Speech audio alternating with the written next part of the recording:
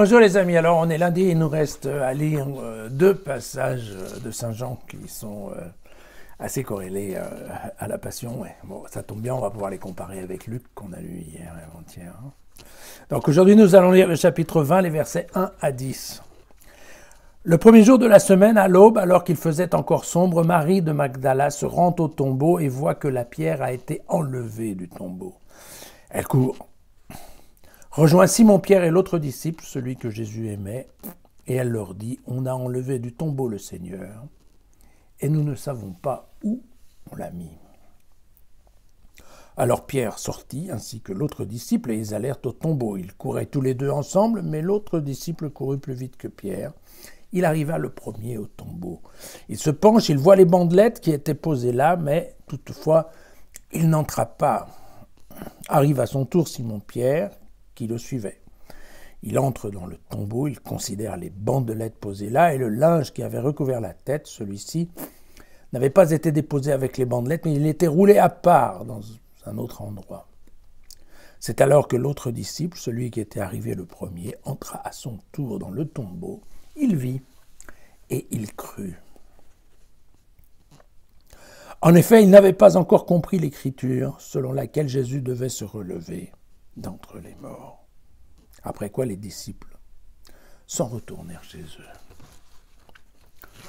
Alors, vous voyez que par rapport à ce qu'on a lu avant-hier concernant Luc, il y a un certain nombre de différences. Mais vous savez que chez Marc, en effet, les femmes rentrent dans le tombeau, elles trouvent un homme en blanc qui leur demande d'aller annoncer à Pierre qu'il les attend en Galilée. Mais en fait, chez Marc, les femmes ont tellement peur qu'elles vont s'enfuir en courant, elles ne vont rien dire à personne. Voilà, chez Matthieu, nous avons les deux femmes, c'est un peu la même scène. Chez Matthieu, la terre tremble un peu, parce qu'en général, quand on parle de Dieu, la terre tremble chez Matthieu. Et puis, il y a cette question qu'elle rencontre, en effet, Jésus. Elle se rend compte que c'est Jésus, elle lui agrippe les pieds. Chez Luc, on s'en souvient, chez Luc, c'est un peu différent, encore, puisque, vous voyez, nous avons 2 anges et des disciples qui ne crurent pas à ce que racontait cette femme. Voilà. Sauf Pierre qui courut et vous savez qui est resté étonné. Voilà.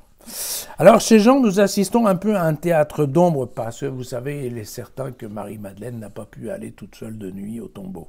Bon, les dames ne se promenaient pas toutes seules la nuit à Jérusalem.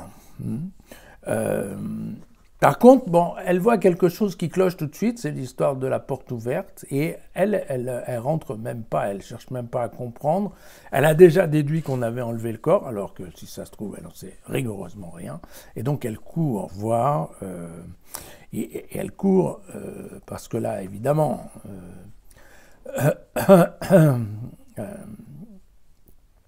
il y a cette partie de la politique, vous savez, dont je vous avais parlé, l'histoire de la réintégration de la communauté joannique au sein de l'église de Pierre. Et donc on a commencé à bouger un petit peu les lignes. Alors vous voyez, en effet, quand elle court, c'est bien, elle va d'abord rejoindre Simon-Pierre. Et puis il y a l'autre disciple qui est là, mais c'est bien Simon-Pierre qu'elle vient alerter. Donc Simon-Pierre est bien le chef de la communauté. D'ailleurs, on voit bien que c'est lui le premier qui bouge, en fait, qui sort, voilà. Et puis après, certes, le disciple le double, il regarde dedans, mais il rentre pas, il laisse bien la priorité au chef pour rentrer. Bon. Vous voyez que tout ça est empreint d'un sentiment, politique et de fausse vertu, mais bon, voilà, c'est pas très grave. C'est pas très grave. Dans cette course politique, il y a, c'est bien ça. Il y a ce point de détail de Jean par rapport à Luc, qui est l'histoire, qui a les bandelettes d'un côté et le linceul de la visage qui est de l'autre. Le fameux linceul qui sera visible à Turin. Mais je dirais que, à part ce côté un peu factuel de détail, Ce qui est intéressant dans l'évangile de Jean, c'est qu'il y a cette idée du voir et du croire. Parce que, là encore, vous vous souvenez, on avait déjà abordé ce sujet par rapport à la foi. Je vous rappelle voilà, qu'il y avait déjà l'histoire de la foi, qu'on croit. On croit en quoi, en fait, à la fin? On croit dans le guérisseur, on croit en la parole, ou on croit dans la nature divine de Jésus. Oui. Et là, on a un petit peu la même chose avec la vision. Il y a l'œil qui voit, et la tête qui a l'intelligence de comprendre ce qu'elle est en train de voir. Et puis, il y a encore un autre truc un peu plus loin qui est, je dirais, la résultante, en fait, de l'imagination, et qui est de comprendre, en fait, ce qu'on est en train de voir, de comprendre ce qui s'est passé pour voir ce qu'on voit. Vous voyez bien que là aussi, on a bien la question, en fait, de trois visions, si on veut bien. Et il nous faut être attentifs au texte, parce que vous voyez que là, Marie-Madeleine, elle voit, mais elle voit juste la porte. Elle voit juste la porte, et elle imagine que le corps est enlevé. Donc vous allez me dire, c'est peut-être très féminin, mais on n'est pas là pour... voilà. Enfin, globalement, c'est... voilà. L'observation de son œil n'est pas allée très loin, et par contre, elle est déjà partie à toute vitesse dans un plan qui n'est pas forcément bien le bon. Et après, vous avez Pierre. Pierre, il voit, et lui, il a le temps de constater l'histoire des linges. Il voit dans le détail, puisqu'il voit bien la séparation entre les bandettes et le linge. Donc ça, c'est déjà une vision un peu plus profonde. Et puis il y a cette fameuse phrase, il vit et il crut. Alors évidemment, il faut faire gaffe, parce que des fois, nous, on va sauter, comme on sait très bien que l'évangile de Jean, il n'est pas très neutre. On se dit, ah bah ouais, mais ça veut dire que voilà, lui, Jean, était le premier à croire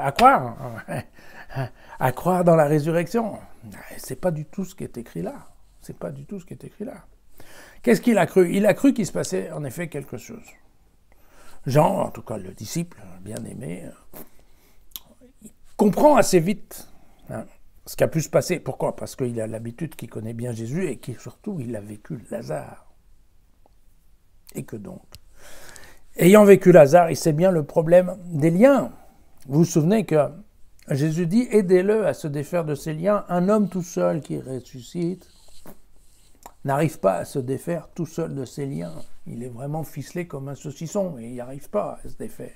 Donc il faut l'aide d'une personne extérieure. Ça veut dire que lui, le disciple bien-aimé, il a bien compris qu'il s'était passé quelque chose avec... bon, voilà, qu'est-ce qui s'est passé, quoi? On ne sait pas trop, mais il y a quelque chose, et il y a quelque chose de Jésus là-dedans. Parce que à Jésus, rien d'impossible, parce que Lazare, voilà, en fait, parce que Lazare. Il y a eu Lazare. Donc en fait, c'est dans ce sens-là où le disciple a cru. Mais il n'a pas encore cru l'histoire de la résurrection. Parce que vous voyez, c'est clairement écrit au verset 9, juste après. En effet, il n'avait pas encore compris l'écriture selon laquelle Jésus devait se relever d'entre les morts.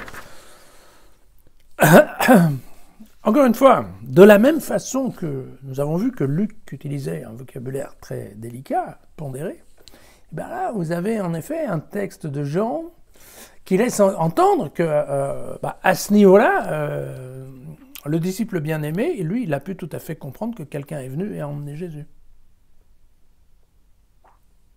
Vivant ou pas. D'accord? Relisez bien le texte dans le détail, vous allez voir, c'est assez surprenant. Et donc, alors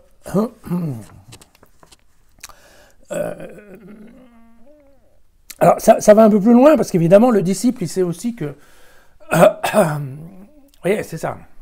Le disciple, il a vu Lazare, il sait qu'un homme ne peut pas se défaire tout seul de ses liens, donc il a eu l'aide d'une personne extérieure. Mais il sait aussi que jamais un juif pourrait toucher un cadavre le jour de Pâques. Ça veut dire donc que quelqu'un l'a aidé à enlever les bandettes, mais ça veut dire que surtout Jésus était vivant. Parce que sinon, encore une fois, il ne l'aurait pas touché. Voyez. Et donc, en effet, le disciple, il comprend bien deux, trois choses. Mais il n'a pas fait encore tout le lien en disant, mais c'est évident, c'était prévu, c'était bien dit. Et c'est bien ce qui se passe. C'est ça. D'accord. Bon,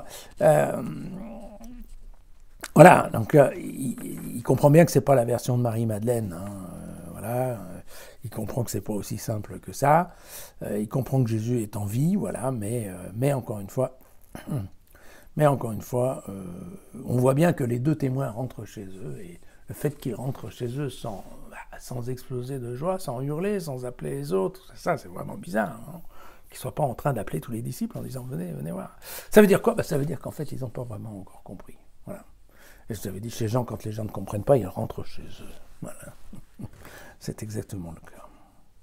Voilà, je voulais vous profiter d'ailleurs, parce que vous savez que cette année, c'est l'année d'anniversaire d'Auschwitz, et donc il y avait une jeune femme à Auschwitz qui s'appelle Edith Stein, une philosophe qui est très connue, poète, et elle a écrit un poème magnifique sur cette histoire du tombeau vide. Je vous en lis quelques versets, mais vous trouverez facilement le texte dans Internet. Sans bruit, il sort de la grotte dans l'aube naissante, paisible, d'une paix matinale. Une brume légère couvre la terre. Voilà, un petit poème que je vous conseille de lire. À demain.